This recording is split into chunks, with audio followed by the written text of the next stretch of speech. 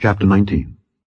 And the Lord spake unto Moses and unto Aaron, saying, This is the ordinance of the law which the Lord hath commanded, saying, Speak unto the children of Israel, that they bring thee a red heifer without spot, wherein is no blemish, and upon which never came yoke.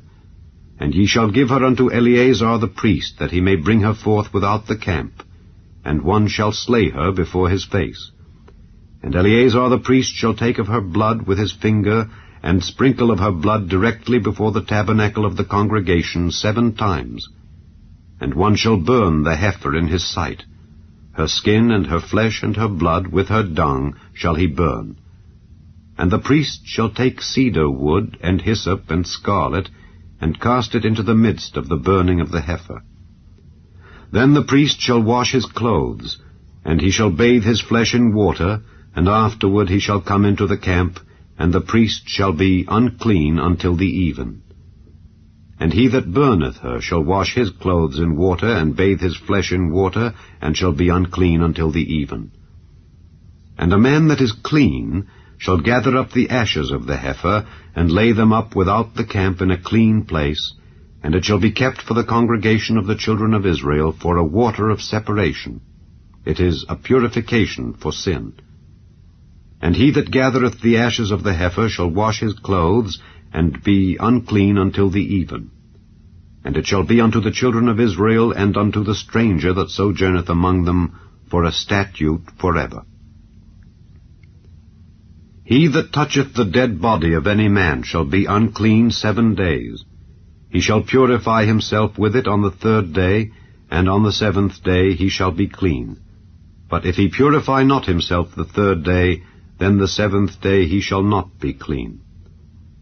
Whosoever toucheth the dead body of any man that is dead, and purifieth not himself, defileth the tabernacle of the Lord, and that soul shall be cut off from Israel. Because the water of separation was not sprinkled upon him, he shall be unclean. His uncleanness is yet upon him.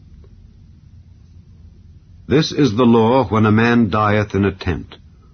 All that come into the tent, and all that is in the tent, shall be unclean 7 days. And every open vessel which hath no covering bound upon it is unclean. And whosoever toucheth one that is slain with a sword in the open fields, or a dead body, or a bone of a man, or a grave, shall be unclean 7 days. And for an unclean person they shall take of the ashes of the burnt heifer of purification for sin, and running water shall be put thereto in a vessel. And a clean person shall take hyssop, and dip it in the water, and sprinkle it upon the tent, and upon all the vessels, and upon the persons that were there, and upon him that touched a bone, or one slain, or one dead, or a grave.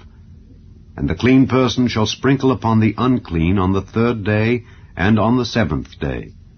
And on the 7th day he shall purify himself, and wash his clothes, and bathe himself in water, and shall be clean at even.